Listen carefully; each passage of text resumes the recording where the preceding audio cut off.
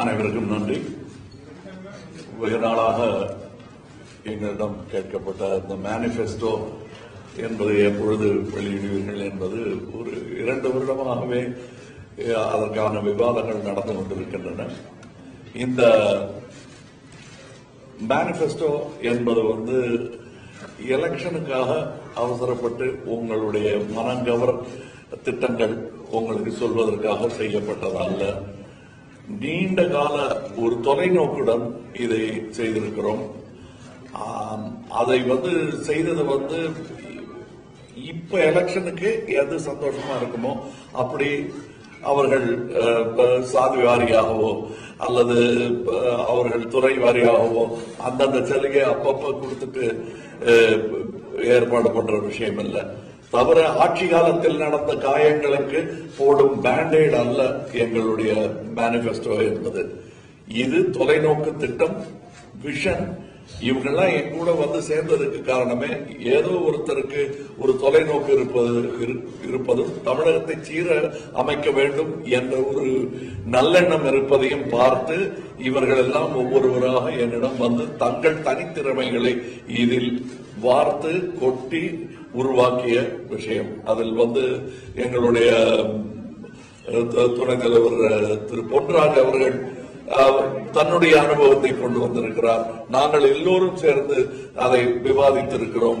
எங்களுக்கு வேண்டிய ஒரு விஷ் லிஸ்ட் என்று சொல்வார்கள் ஆங்கிலத்தில், எங்களுக்கு மனதில் இருக்கும் கனவுகள் ஆசைகளை எல்லாம் சொல்லி எவை எவை நிறைவேற்றக்கூடியவை என்பதை விவாதித்து இன்று இந்த திட்டங்களை உங்கள் முன்னால் வைக்கிறோம்.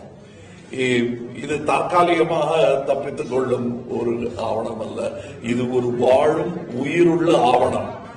அதனால் இதில் வல்லுநர்கள் யாராயினும் இதை இம்ப்ரூவ் பண்ணலாம், இதை சிறப்பாக செய்யலாம் என்னும் ஒரு யோசனை இருப்பின் அதையும் ஏற்றுக்கொள்ளும் இடம் வசதி உள்ள ஒரு ஆவணமாக இதை உருவாக்கி இருக்கிறோம். இது இட்ஸ் a லிவிங் டாக்குமெண்ட் என்று சொல்வார்கள் ஆங்கிலத்தில். அதனால் இதில் இன்னும் பங்குதாரர்கள் சேர இருக்கிறார்கள். அது எதிர்கட்சியாகவே இருந்தாலும் மக்கள் நலனுக்காக அவர்கள் இதற்கு ஒரு நல்ல மாற்றத்தையோ அல்லது சற்றே ஒரு ஏற்றத்தையோ இதற்கு ஏற்படுத்த முடியும் என்றால் அதை திறந்த மனதுடன் நாங்கள் ஏற்றுக்கொள்வோம். இப்பொழுதைக்கு இது இந்த மேனிபெஸ்டோ ஒரு உன்னதமான மேனிபெஸ்டோ என்று சொன்னால் மிகையாகாது. எங்கள் மேனிபெஸ்டோ என்பதனால் அப்படி சொல்லிக் கொள்கிறோம் என்று நினைத்து விட வேண்டாம். இது உங்கள் மேனிபெஸ்டோ என்பதனால் பெருமையாக சொல்லுகிறோம். நல்ல ஒரு வளமான தமிழகத்தை எங்களுக்கு இந்த திட்டங்களை எல்லாம் நிறைவேற்றிவிட்டாலே செய்ய முடியும் என்ற நம்பிக்கை வந்திருக்கிறது. அந்த நம்பிக்கை உங்களுக்கு கொடுப்பதற்காக மட்டுமல்ல, எங்களுக்கு முதலில் வந்தது. அதனால் அதை தைரியமாக அரங்கேற்றுகிறோம் உங்கள் முன்னால். இதை பற்றிய பல விஷயங்கள், நுணுக்கமாக இருக்கும் விஷயங்கள், அதை ஏற்கனவே இது போன்ற திட்டங்களை தீட்டுவதற்கு ஐயா அப்துல் கலாம் அவர்களுடன் 20 வருடம் பணியாற்றிய வரும். அது மட்டுமல்ல, 15 முதல்வர்களுக்கு திட்டங்கள் தீட்டிக் கொடுப்பதில் பங்கேற்றவருமான பொன்ராஜ் அவர்கள் இதை உங்களுக்கு விளக்குவார்கள். பார்க்கலாமா?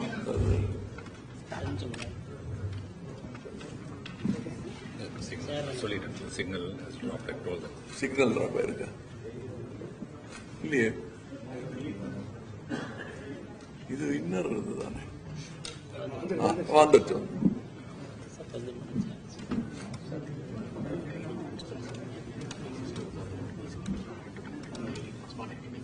இதுல ஒண்ணும் வரல.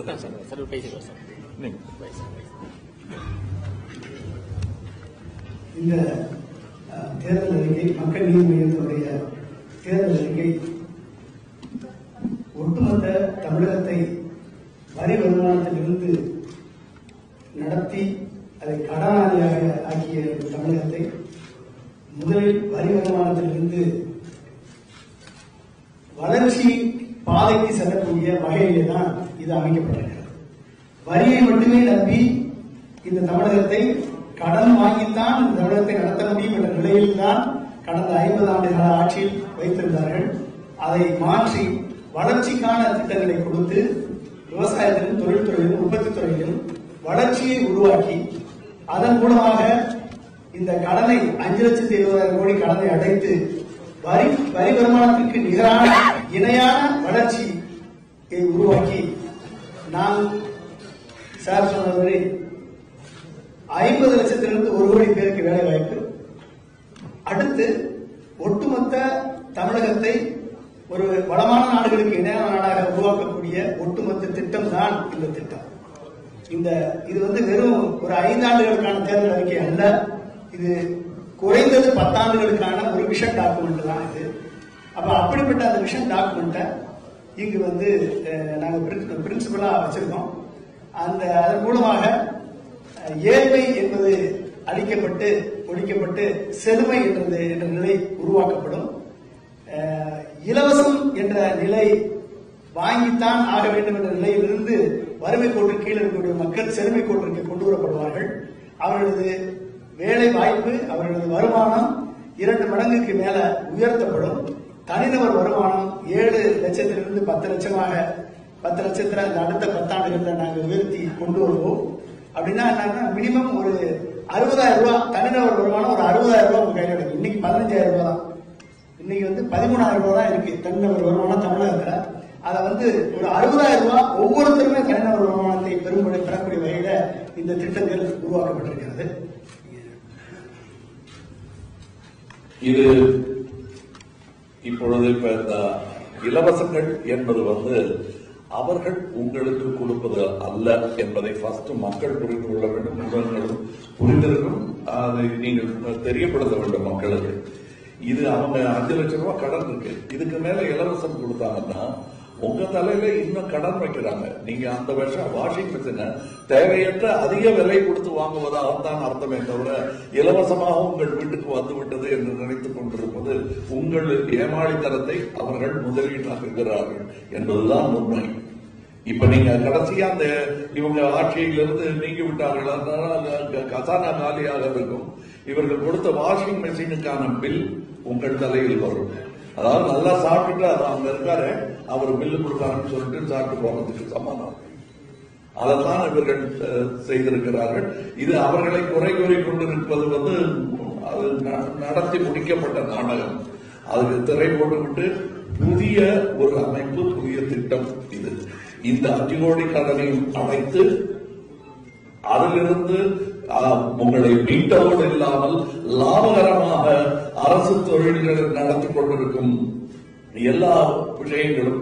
ஒரு டிரான்ஸ்போர்ட் கார்பரேஷன் தான் நஷ்டத்தில் போயிட்டு இருக்கு, எலக்ட்ரிசிட்டி போர்டு தான் நஷ்டத்தில் போயிட்டு இருக்கு. ஆனால் பக்கத்து மாநிலத்தில் அதை லாபகரமாக செய்து காட்டுகிறார்கள், செய்து கொண்டிருக்கிறார்கள்.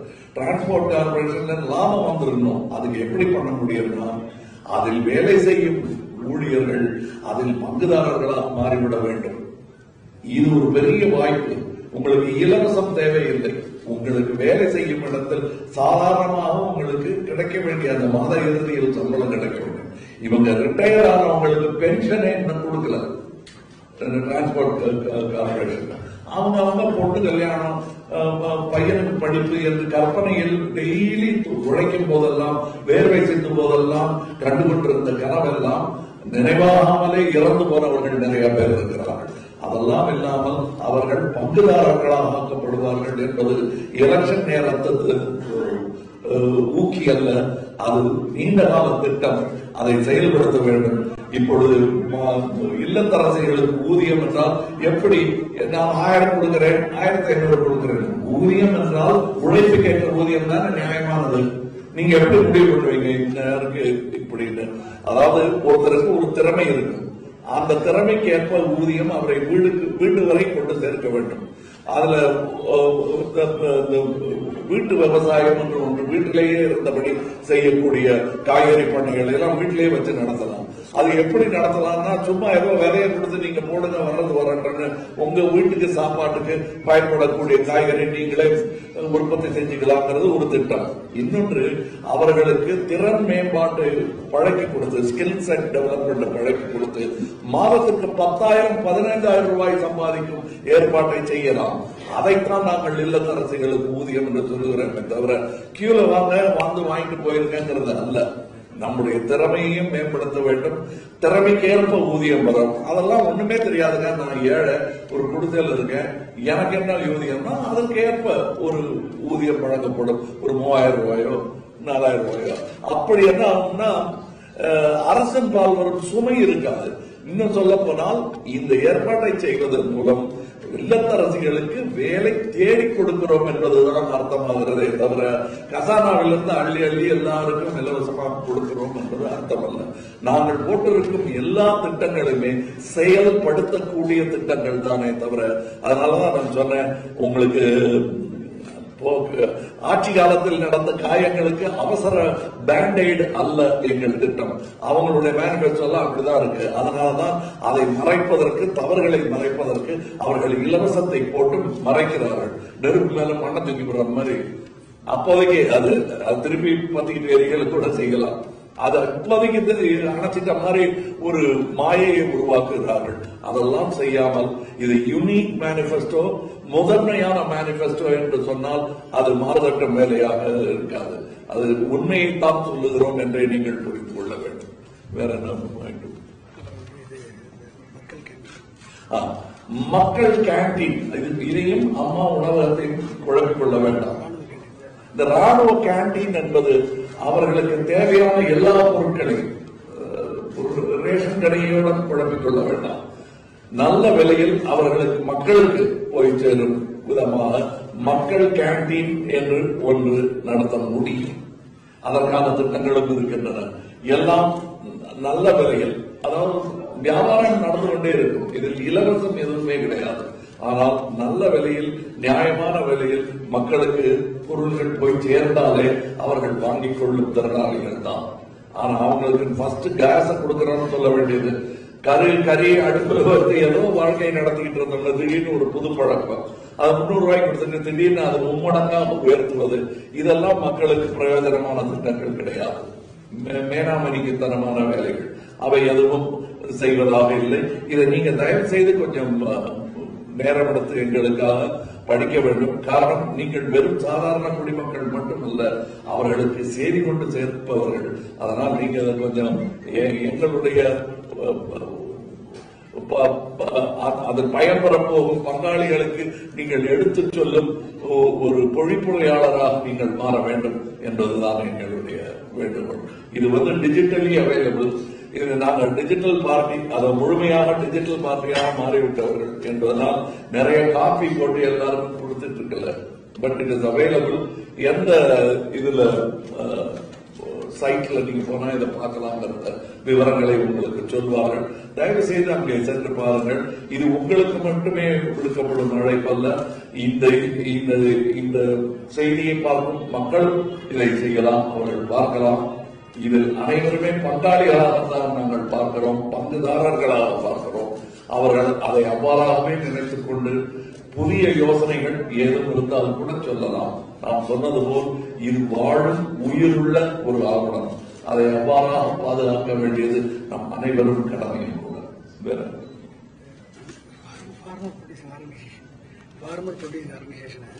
மார்க்கெட்டிங் அண்ட் எக்ஸ்போர்ட் ஆர்கனைசேஷன் மாற்றி அந்த ஃபார்மர்ஸ் ஒரு அமைப்பு இருக்கிறது. அதை எக்ஸ்போர்ட்டாகவும் மாற்ற முடியும். அப்ப என்னன்னா, இந்த கடனை அடைக்கிறதுக்கு வருமானத்தை, வரியை மட்டும் நம்பி இருக்கக்கூடாது. வருமானம் பெருக்குவதற்கான பல திட்டங்கள் இதில் இருக்கிறது. அதை தயவு செய்து நீங்கள் படித்து பாருங்கள், உங்களுக்கு தெரியும். இது ஒரு முக்கியமான மேனிபெஸ்டோ. தமிழக அரசியலை மாற்றி போடும் ஒரு மேனிபெஸ்டோ என்றால் மிகையாகாது. அதை நீங்கள் செயல்படுத்த எல்லா உதவிகளையும் செய்ய கடமைப்பட்டிருக்கிறீர்கள். அனைத்து மாநகராட்சியிலையும் மோனோ ரயில் போக்குவரத்து சேரும். இப்ப கூட உங்களுக்கு இதுல கேட்டு இருக்காங்க, நம்ம கோவையிலேயே ஒரு திட்டம் வேண்டும், ரயில் திட்டம் வேண்டும் என்று கேட்டுக்கொண்டிருக்கிறோம். கொண்டிருக்கிறார்கள். அதாவது மோனோ ரயில் ஊருக்குள் எல்லா மாநகராட்சிக்குமே அது வேண்டும் என்பது எங்களுடைய திட்டம். அதை ஒரு தலைநகரம் செழிப்பாக இருந்து விட்டால் போராது, அதை சுற்றியுள்ள எல்லா நல்ல கிரகணங்கள் போல் ஒவ்வொரு சேட்டலைட் நகரங்கள் அற்புதமாக எல்லா வசதிகளுடனும் இருக்க வேண்டும். இன்ஃப்ராஸ்ட்ரக்சர் இருந்தால் கோவை எங்கு கொண்டு போய் சேர்ப்பார்கள். உலக அரங்கில் இருக்கக்கூடிய தன்மை எந்த உதவியும் இல்லாமல் சுய உதவி குழு போல் இயங்கிக் கொண்டிருக்கிறது கோவை. அதிலிருந்து இவர்களுக்கு வேண்டிய இன்ஃப்ராஸ்ட்ரக்சரை கோவைக்கு மட்டுமல்ல தமிழகம் எங்கும், இப்ப நான் போட்டியிடும் தொகுதியிலேயே அந்த மாற்றங்களை செய்ய முடியும். ஒவ்வொருவரும் இப்படி முனைந்தால் தமிழகம் எங்கும் எல்லா ஊர்லயும் மெட்ரோ ரயில் ஓடும். பெரிய நகரங்களில் இந்த போக்குவரத்து நெரிசல் குறையும், வேலைக்கு செல்லும் நேரம் குறையும், அதுக்கு பிரயாணத்தில் செலவிடும் நேரம் குறையும். வெகு தூரம் சென்று வேலை செய்ய வேண்டும் என்றாலும் அது பெரும் பாடாக இல்லாமல் அதிவேகத்தில் நடக்கக்கூடிய ஒரு விஷயமாக இருக்கும். அது அவர்களுக்கு கட்டுப்படியாகக்கூடிய விலையில் கிடைக்கும் ஒரு டிரான்ஸ்போர்ட்டாகவும் இருக்கும்.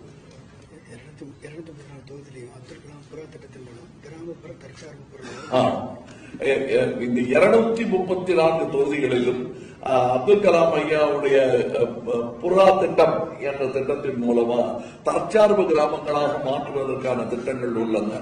நாங்கள் ஒரு கிராம சபையின் சாம்பியன்கள் என்று சொன்னால் மிகையாகாது. அதை நாங்கள் கண்டுபிடிக்கவில்லை. 25 வருடமாக தூசி படித்து கிடந்ததை தட்டி எடுத்து மக்களுக்கு நினைவுபடுத்தினோம். அதையெல்லாம் வலுப்படுத்த முடியும். தற்சார்பு கிராமங்களை உருவாக்க முடியும். ஸ்மார்ட் சிட்டி என்பது போர்டு போடுவதால் வருவதல்ல, திட்டங்கள் தீட்டி செயல்படுத்துவதால். இன்னும் ஒரு முழு வரைபடம் இந்த நகரத்திற்கு இல்லை என்பது போல் பல நகரங்களுக்கும் இல்லை. சென்னைக்கு இருக்கிறது, அது மாதிரி எல்லா நகரங்களுக்கும் வர வேண்டும் என்பது எங்களுடைய ஆசை.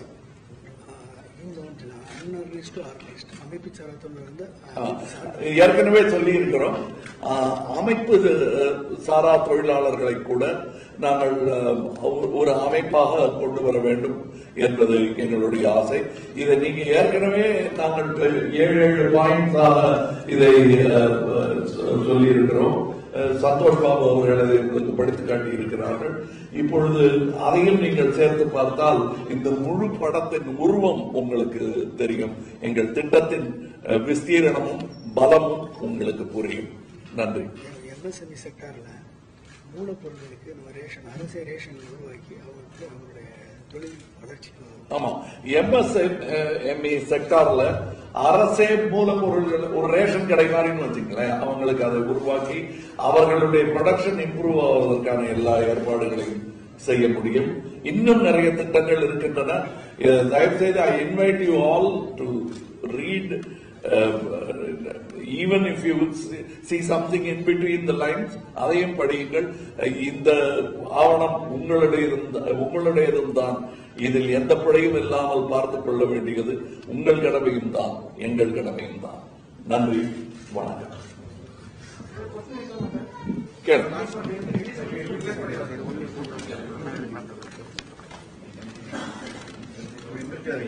கொடுங்க.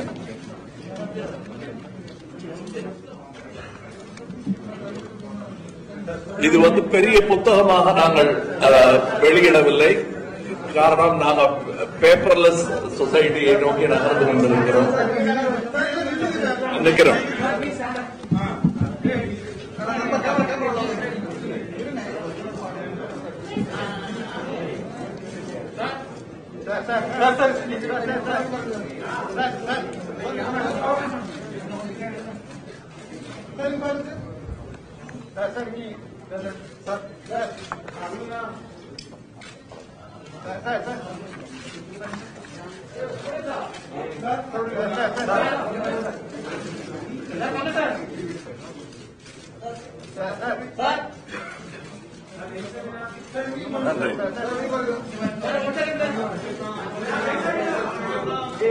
நன்றி, நன்றி.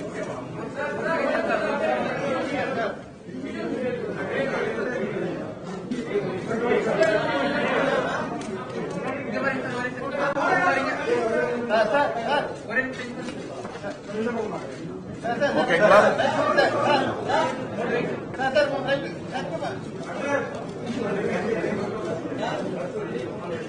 நன்றி.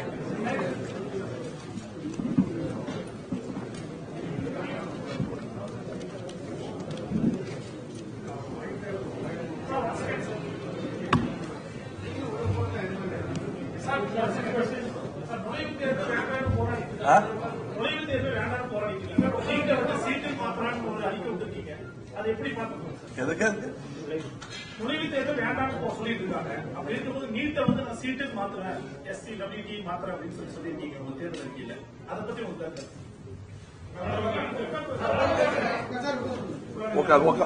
உட்காந்துக்கலாமா? நீட் என்பது இன்றைக்கு அது மத்திய அரசு உறுதி செய்துவிட்டது. ஆனா நீட்டினுடைய சட்டத்தை எடுத்தீங்கன்னா எந்த இடத்துலயுமே மாநில அரசு உதவி பெற்ற மருத்துவக் கல்லூரிகளுக்கு நீட் நடத்தலாம்னு சொல்லி அந்த லிஸ்ட்லயே அப்பெண்டிக்ஸ்லயே இல்ல. ஒன்லி மத்திய அரசு உதவி பெற்ற கல்லூரிகள் தான் நடத்தலாம் தான் இருக்கு. அப்ப அந்த ஓட்டையை கூட தெரியாம தமிழக அரசு இருக்கு. ஒண்ணு. ரெண்டாவது, அந்த நீட்டினுடைய சட்டத்துல எந்த இடத்துலயும் CBSE பேட்டர்ல தான் நடத்தணும், நுழைவுத் தேர்வு நடத்தணும் இல்ல. இந்த ரெண்டு ஓட்டையும் தெரியாம எங்களுக்கு விளக்கு கொடுங்கன்னு கேட்டுட்டு இருந்தா கண்ணை கட்டிக்கிட்டு இவங்க போய் முட்டிட்டு இருக்காங்க. அதனால வந்து நமக்கு மாநில அரசுக்கு ஒரு உரிமை இருக்கு, மத்திய அரசுக்கு ஒரு உரிமை இருக்கு. கன்கரண்ட் லிஸ்ட்ல வந்து மத்திய அரசு ஏற்றக்கூடிய சட்டம் தான் செல்லும். ஆனால் இதை வந்து இந்த பிஜேபி அரசு இருக்க வரைக்கும் அது நடக்காது, நீட்டு தான் இருக்கும். ஆனால் மாநில அரசு மாநில சுயாட்சியை வலியுறுத்தி நாங்க வந்து சீட், அதாவது ஸ்டேட் என்ட்ரன்ஸ் எலிஜிபிலிட்டி டெஸ்ட் அப்படின்றத கொண்டு வந்து நம்ம ஃபைட் பண்ண பொழுது அங்க வந்து நம்ம ஸ்டேட் போர்டு சிலபஸ், நீ எந்த இடத்துலயும் சட்டத்துல எந்த வரைவிலையுமே வந்து இந்த சிலபஸ் போட்டு சொல்லல. நாங்க எங்க மாணவர்கள் ஸ்டேட் போர்டு சிலபஸ் தான் படிக்கிறாங்க. இன்ஜினியரிங் என்ட்ரன்ஸ் எக்ஸாமினேஷன் எம்ஜிஆர் காலத்துல இருந்தது, இல்லன்னு இல்ல. உனக்கு தேவை என்ட்ரன்ஸ் வைக்கணும், அவ்வளவுதானே. நாங்க எங்க சிலபஸ் நடத்துவோம். எங்க பிள்ளைங்க நம்ம தமிழ் பாடத்திட்டத்தில் படிக்கிற பிள்ளைங்க அதுல என்ட்ரன்ஸ் எழுதி பாஸ் பண்ணக்கூடிய வல்லமை பெற்றவர்கள் பண்ணுவாங்க. அதை நாங்க உருவாக்குறோம். அதுக்கு மேல வந்துச்சுன்னா சட்ட போராட்டம் பண்ணுவோம், சுப்ரீம் கோர்ட் வரைக்கும் போவோம், மோதி பார்ப்போம். அப்ப தெரியட்டும் இது வந்து கன்கரண்ட் லிஸ்டா ஸ்டேட் லிஸ்டான்னு முடிவு வரட்டும். அப்ப அந்த சட்ட போராட்டத்தை கூட போராட தகுதியற்றவர்களால் தான் இந்த ரெண்டு அரசுகள் இருக்கு. அதிமுக அரசு அப்படி இருக்கு, திமுக அரசுக்கு இந்த ரெண்டு ஓட்ட கூட என்னன்னு தெரியல. அப்ப மோதி பார்ப்போம், முடியலையா அதுக்கு மேல நடக்க நாங்க பண்ணோம்னு சொன்னாங்கன்னா எந்த வெளிநாட்டுல இருந்து படிச்சு வரக்கூடிய மாணவர்கள் உள்ள வந்து தமிழ்நாட்டில் MBBS டாக்டர் பிராக்டிஸ் பண்ணா ஒரு எக்ஸாம் இருக்கு, எக்ஸிட் எக்ஸாம். அந்த எக்ஸிட் எக்ஸாம் நடத்தி நாங்க பிராக்டிஸ் பண்ணிட்டு போறோம். எதுக்கு நீங்க சொல்லக்கூடிய நீட்டை நாங்க எழுதணும். அப்ப 2 வருஷம் 3 வருஷம் படிச்சு 4 லட்சம் 10 லட்சம் செலவழிச்சு 12 பேர் தூக்கு போட்டு செத்து, தற்கொலை பண்ணி செத்து, இப்படிப்பட்ட நிலையில எது பாசிபிலிட்டியோ அந்த பாசிபிலிட்டியை செய்வதுதான் மக்கள் நீதி மையம். சமூக நீதி உருவாக்கும் சொல்லியிருக்கீங்க. சார், சமூக நீதி வந்து கல்வியிலையும் வேலை வாய்ப்புல இருக்கு, சரிங்களா? கல்வியில எல்லாருக்கும் 69% ரிசர்வேஷன் இருக்கு, வேலை வாய்ப்புலையும் ரிசர்வேஷன், அரசு வேலை வாய்ப்புல 69% ரிசர்வேஷன் இருக்கு. ஒட்டுமொத்த 8 கோடி தமிழ்நாட்டு பொதுமக்கள்ல 2% தான் அரசு வேலை வாய்ப்பு. அப்ப 14 லட்சம் பேர் தான் அரசு வேலை வாய்ப்புல இருக்காங்க. அந்த 14 லட்சம் பேர்ல 69% 9,60,000 பேர் தான். அப்ப 9,60,000 பேருக்கு தான் சமூக நீதியா? அப்ப மிச்சம் இருக்கக்கூடிய எலிஜிபிலிட்டி இருக்கக்கூடிய 2 கோடி மாணவர்களுக்கு என்ன சமூக நீதி? அப்ப அந்த 2 கோடி மாணவர்களுக்கும் படித்து வரக்கூடிய மாணவர்களுக்கு சமூக நீதியை நம்ம கொடுக்கணும்ல. அப்ப அதான் அந்த சமூக நீதியை கொடுத்துட்டோம்னா அது சரியா இருக்கும். அரசு பள்ளியில தான் படிக்கிறாங்க, ஏழை எளிய தாழ்த்தப்பட்ட மிகவும் பிற்படுத்தப்பட்ட மக்கள் அரசு பள்ளியில தான் படிக்கிறாங்க. அந்த அரசு பள்ளியுடைய தரம் சரியில்லாதனால இவங்க ஹையர் எஜுகேஷன் போறப்ப அவங்களால வந்து கோப்பப் பண்ண முடியல, வேலை வாய்ப்புக்கு தகுதி இல்லாத நிலைமைக்கு போயிடுறாங்க. அதனால வந்து அடிப்படை கல்வி மாற்றம், அடிப்படை கல்வியை தரத்தை உயர்த்துறோம். அரசு பள்ளியை வந்து இன்டர்நேஷனல் லெவல்ல நம்ம உயர்த்துறோம். அந்த ஆசிரியர்களுக்கு அந்த ஆசிரியர் பணி என்பது அறப்பணி. அந்த பணியை தவிர 14 வேலை அரசு வேலையை அவங்க பண்றாங்க. அதுல இருந்து அவர்கள் விடுவிக்கப்பட்டு ஆசிரியர்களுக்கு அவர்களுக்கு ஒரு மதிப்பு கொடுப்போம். எப்படி போலீஸுக்கு அட்வொகேட்டுக்கு ட்ரெஸ் இருக்கோ ஆசிரியர்களுக்கு ஒரு ட்ரெஸ் கோடு கிரியேட் பண்ணுவோம், அந்த மதிப்பை உருவாக்குவோம். தரமான கல்வியை ஆசிரியர்கள் மூலமாக கொடுத்து அவர்களை வந்து உயர்கல்வியிலையும் சரி வேலை வாய்ப்பையும் தகுதிப்படுத்த ஆக்குவோம். அது மட்டும் இல்லாம இந்த சமூக நீதியில இண்டஸ்ட்ரி வளர்ச்சி இல்ல, தொழில் வளர்ச்சி இல்ல, உற்பத்தி துறை வளர்ச்சி இல்ல. அதனாலதான் வேலை இல்லாம இருக்காங்க, படித்த படிப்புக்கேற்ற வேலை இல்ல. அப்ப அந்த எங்களுடைய ஒட்டுமொத்த விஷன் டாக்குமெண்ட் இந்த தேர்தல் அறிக்கையிலிருந்து என்னன்னா, வரி வருமானத்தை மட்டும் நம்பி ஆட்சி நடத்துறது இல்ல, வளர்ச்சியை உருவாக்குவோம். வளர்ச்சியை உருவாக்குறதுனால 2 கோடி பேர் 1,20,00,000 1,30,00,000 பேர் வந்து ஃபார்மல் எஜுகேஷன் கீழே இருக்காங்க, 8ஆம் வகுப்பு கீழே. 68 லட்சத்திலிருந்து 78 லட்சம் பேர் வந்து டிகிரி 8க்கு மேல டிகிரி படிச்சவங்க. நான் 3 லட்சத்திலிருந்து 4 லட்சம் பேர் வந்து MA, MSc, MTech, ME, PhD. So இந்த பிரமிட் இருக்கு. இந்த பிரமிட்ல அனைவருக்குமே மதிப்பு கூட்டப்பட்ட வேலை வாய்ப்பு, உயர்தர சம்பளம், இதெல்லாம் வந்து கிடைக்கும் பொழுது அவர்கள் சமூக நீதியில உறுதி செய்வோம் என்பதுதான் எங்களுடைய லட்சியம். வீட்டுல 80 கோடி ரூபாய் கணக்கில் வராத பணம் மறைக்க வைக்கப்பட்டதா புகார் எழுதிருக்கு. அதாவது பொருளாளர் என்பது தனி மனிதனும் கூட. அவர் வந்து எங்கள் கட்சியில் எந்த விதமான கணக்கு முரண்பாடுகளும் இருக்காது. அதற்கான தனியா ஒரு சிஎஃப்ஓ இருக்காருங்க. அவர் வந்து என்ன வச்சிருக்காருங்க, இப்ப நீங்க 80ங்கிறீங்க, 11ங்கிறாங்க, 8ங்கிறாங்க. அத எண்ணிக்கை அதை வந்து நீங்க யார் வேணா என்ன வேணா, நீங்க எந்த கட்சியை சார்ந்தவர் என்பதை பொறுத்து நம்பர் கூடி குறையுது, அவ்வளவுதான். எல்லா கட்சியில் இருப்பவர்கள், அதாவது அந்த மத்திய அரசு கட்சியில் இருப்பவர்கள் தவிர பாக்கி எல்லார்கிட்டையும் ரைடு விட்டு இருக்காங்க. இப்ப இந்த எலெக்ஷனை பத்தி பேசுவோம். அதுல அவருக்கு ஏதாவது வருமான வரித்துறை அதுல வந்து ஒரு சிறந்த உதாரணம், நான் சரியா வரி கட்டுறேன், வருமான வரித்துறை சட்ட மீறல்கள் ஏதாவது இருந்ததுன்னா அதற்கான தண்டனையோ பாராட்டையோ பெறுவது. இந்த ரெய்டு நடக்கிறதுல அரசியல் காழ்ப்புணர்ச்சி இருக்கா? போன மாசம் தான் நீங்களும் அவரும் பார்ட்னர் ஆகி ராஜ்கமல் பிரான்சைஸ் சொல்லி ஒரு கம்பெனி ஆரம்பிச்சிருக்கீங்க. அது ஆரம்பிச்ச ஒரு மாத காலகட்டத்தில் தேர்தல் நெருக்கமா இருக்கிற சூழ்நிலையில வந்து இந்த ரெய்டு நடந்திருக்கிறது. அரசியல் பின்புலம் எது இருக்குன்னு நினைக்கிறீங்களா? அதாவது கம்பெனி ஆரம்பித்த உடனே இப்படி கொள்ளை இல்லாம வரணும்னா வேற ஒரு மினிஸ்டர் 500 மடங்கு ஏறி இருக்கு இல்லையா? அப்படி இருக்கிறவங்க எல்லாம் அப்படி இல்லாம வரும். நான் 40 வருஷமா ஒரு கம்பெனி நடத்திட்டு இருந்தேன். 10% லாபம் வந்தாலே அது பெரிய கம்பெனின்னு அர்த்தம். அப்படி எல்லாம் வராது. இது என்னங்கிறது பார்ப்போம். ஒருவேளை அது எலெக்ஷன் நேரத்து வியாதியாக கூட இருக்கலாம். ஒவ்வொரு காலகட்டத்திலேயே வருமான வரி கட்டுறத வந்து நீங்க பெருமையா சொல்றீங்க, அதை வந்து நீங்க வலியுறுத்தி அது இல்லைன்னு ப்ரூவ் பண்ணலாம். உங்களுக்கு கட்சியோட பொருளாளரே வந்து வரி ஏய்ப்புக்காக வந்து அவர் ரைடு பண்றப்ப வந்து அது உங்களை பாதிக்காதா? என்னை பாதிக்காதுங்க, கட்சியும் பாதிக்காது. அது தனி நபர் மேல வர்ற ரைடு. மக்கள் நீதி மையத்தின் மேல் ரைடுன்னா அதற்கு பதில் சொல்லணும். அது வராது. எங்களுடைய சிஎஃப்ஓ பதில் சொல்வார். எப்ப வேணா கூப்பிட்டு கேட்கலாம், அவர் பதில் சொல்வார். கண்டிப்பாக எடுப்போம்.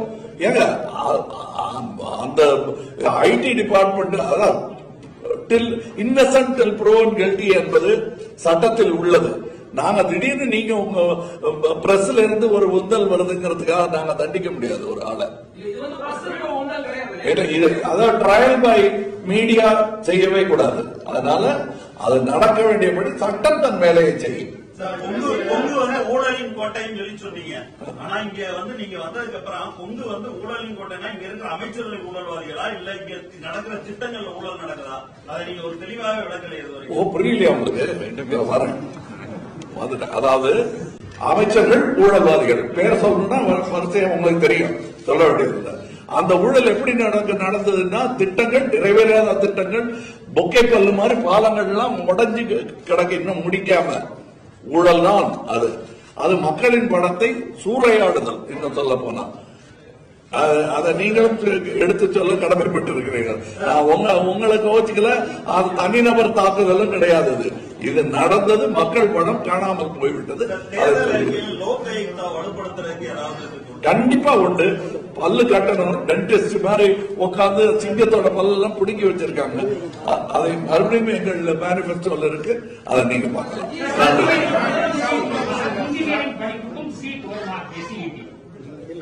இல்ல இல்ல மத சம்பந்தப்பட்ட பிரிவினைவாதம் ஏற்படுறதுக்கு ஏதோ சூழ்நிலை இருக்குன்ற மாதிரி நீங்க நேற்று சொல்லியிருக்கீங்க. அது எதை வச்சு சொல்றீங்க? அதுக்கு ஏதாவது ஆதாரம் இருக்கு? கோயம்புத்தூரே ஆதாரம். கோயம்புத்தூர் ஒரு டிண்டர் பாக்ஸ் என்று சொல்வார்கள். அது மாதிரி எந்த நேரம் வேண்டுமானால் இங்கே ஏதாவது நடக்கக்கூடும் என்று இல்லாத ஒரு விஷயம் இப்பொழுது புதிதாக இங்கே ஏற்படுத்தப்பட்டிருக்கிறது. அது மாற்றப்பட வேண்டும்.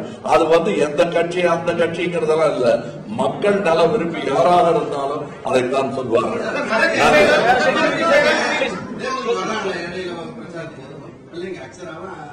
பிரச்சாரத்துக்கு வர மாட்டாங்க, அப்பாவோட இருக்கணுங்கிறதுக்காக வருவாங்க.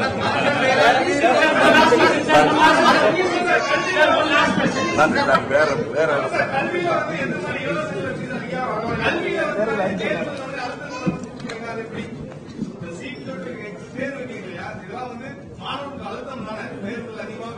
தேர்வே இல்லாம இருக்கணும்னா நீங்க ஐயா எடப்பாடி தான். அது எலெக்ஷன் வரல வெயிட் பண்ணணும். மதத்தின் பெயரால் குடியுரிமை